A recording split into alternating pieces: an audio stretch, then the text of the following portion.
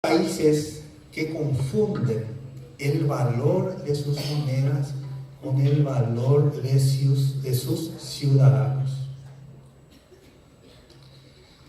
Sin embargo, nosotros que recorrimos casi más de 45 países y conocimos todo tipo de personas en todo tipo de países, podemos testificar con toda entereza sobre la experiencia de cualquier economista del mundo que todas las personas valemos igual y todas las personas somos iguales.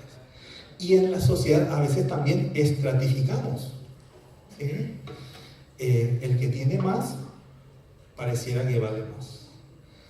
Y cuando fuimos hace poco por primera vez con unos chicos en un vuelo, en una aerolínea, comenzó a llamar primero a los pasajeros VIP.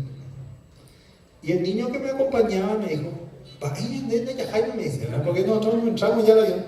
No, lo que pasa es que aquí hay categorías. ¿Y cómo así yo en el mismo avión hay categorías? Sí, hay categorías también, ¿verdad? Y para pasar a la aduana hay categorías también, ¿verdad?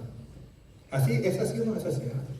Bueno, el saxofón de un guaraní que vale 5.000 veces menos que el dólar nos muestra que a veces estratificamos demasiado.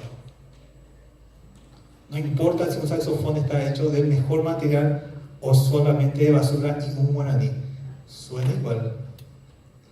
Y para ustedes, Evelyn va a tocar la misma música que tocó al lado del piano de John Lennon en Phoenix, Arizona.